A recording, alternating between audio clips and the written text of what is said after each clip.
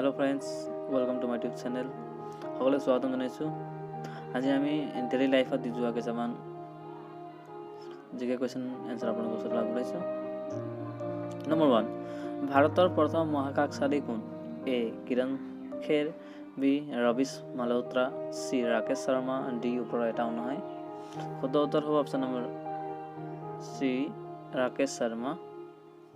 Option number C শুদ্ধ উত্তৰ। Number 2 প্ৰশ্নলৈ আহোঁ। কেন্দ্ৰীয় ৰেলৱেৰ মুখ্য কাৰ্যালয় ক'ত আছে? A Mumbai, B Pune, C Nagpur, D এটাও নহয়। ৰেলৱেৰ মুখ্য কাৰ্যালয় আছে মুম্বাইত। অপশ্যন নম্বৰ এ শুদ্ধ উত্তৰ হ'ব। নম্বৰ 3, বায়ু সেনাৰ মুখ্য কাৰ্যালয় ক'ত আছে? A Mumbai, B Pune, C Delhi, D এটাও নহয়। বায়ু সেনাৰ মুখ্য কাৰ্যালয় আছে আপোনাৰ নতুন দিল্লীত। অপশ্যন নম্বৰ চি শুদ্ধ উত্তৰ।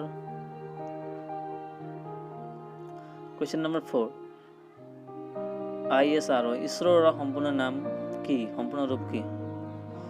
Indian space research organisation. Number 5, ভাৰতৰ প্ৰথম দূৰদৰ্শন কেন্দ্ৰ ক'ত স্থাপিত হৈছিল? দূৰদৰ্শন কেন্দ্ৰ এ মুম্বাই, বি অসম, চি নতুন দিল্লী, ডি এটাও নহয়। ভাৰতৰ প্ৰথম দূৰদৰ্শন কেন্দ্ৰ হৈছিল নতুন দিল্লীত। অপশ্যন নম্বৰ চি শুদ্ধ উত্তৰ হ'ব। 6 নম্বৰ প্ৰশ্নলৈ চাওঁ আহক। ভাৰতৰ কোনখন চহৰ ৰক গাৰ্ডেনৰ বাবে বিখ্যাত? A Raipur, B Chandigarh, C Kolkata, D এটাও নহয়। ৰক গাৰ্ডেনৰ বাবে বিখ্যাত চণ্ডীগড় চহৰ। বি নম্বৰ শুদ্ধ উত্তৰ। কুৱেশ্যন নম্বৰ 7, সূৰ্যৰ পোহৰ পৃথিৱীলৈ আহোঁতে কিমান সময় লাগে? 5 মিনিট, 6 মিনিট, 8 মিনিট, 10 মিনিট। শুদ্ধ উত্তৰ হ'ব অপশ্যন নম্বৰ চি 8 মিনিট লাগে।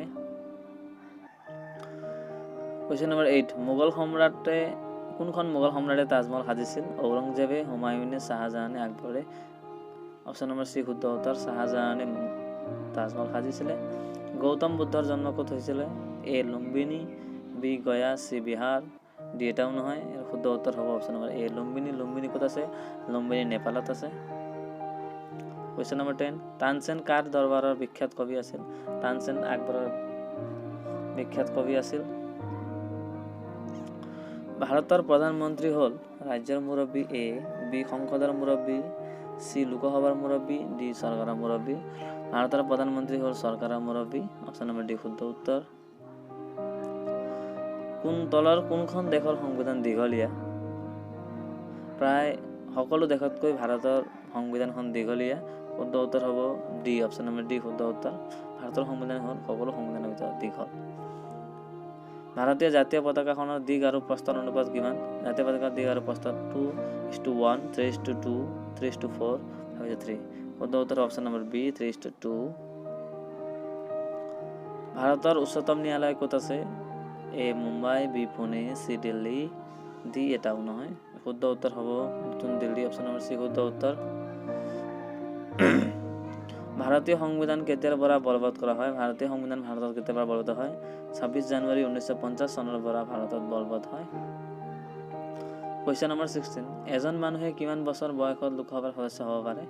যদি এজন মানুহে MP হ'ব লাগে তেন্তে কিমান বছৰ হ'ব লাগিব বুলি কৈছে? এ 25 বছৰ, বি 30 বছৰ, চি 35 বছৰ, ডি 40 বছৰ। শুদ্ধ উত্তৰ হ'ব অপশ্যন নম্বৰ এ 25 বছৰ। 17 নম্বৰ, বাজেট কি? বাজেট হ'ল কৰৰ প্ৰস্তাৱ, বি বাৰ্ষিক ইস্তিহাৰ, চি বিনিয়োজন বিধেয়ক, ডি এটাও নহয়। আৰু শুদ্ধ উত্তৰ হ'ব বাৰ্ষিক বিত্তীয় ইস্তিহাৰ। বাজেট মানে বাৰ্ষিক বিত্তীয় ইস্তিহাৰ। শুদ্ধ উত্তৰ। ৰাজ্যসভাৰ প্ৰথম অধ্যক্ষ কোন আছিল? ডক্টৰ সৰ্বপল্লী ৰাধাকৃষ্ণ। সকলোৱে জানে ৰাজ্যসভাৰ প্ৰধান আমাৰ লোকসভা ৰাজ্যসভা আমি যিটো জানো তখন সদন। ৰাজ্যসভাৰ প্ৰথম অধ্যক্ষ আছিল ডক্টৰ সৰ্বপল্লী ৰাধাকৃষ্ণ। 19 নম্বৰ প্ৰশ্নলৈ আহিছোঁ।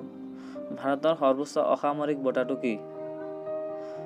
অসামৰিক বঁটা হ'ল পদ্মভূষণ, বি পৰমবীৰ চক্ৰ, চি ভাৰত ৰত্ন, ডি এটাও নহয়। শুদ্ধ উত্তৰ হ'ব option number C Bharat Ratna. Question number 20, ভাৰতীয় বৈদেশিক বাণিজ্য প্ৰতিষ্ঠান ক'ত আছে? ভাৰতীয় বৈদেশিক বাণিজ্য প্ৰতিষ্ঠান এ নতুন দিল্লী, এ জম্মু কাশ্মীৰ, বি কলকাতা, চি নতুন দিল্লী, ডি এটাও নহয়। ইয়াৰ শুদ্ধ উত্তৰ হ'ব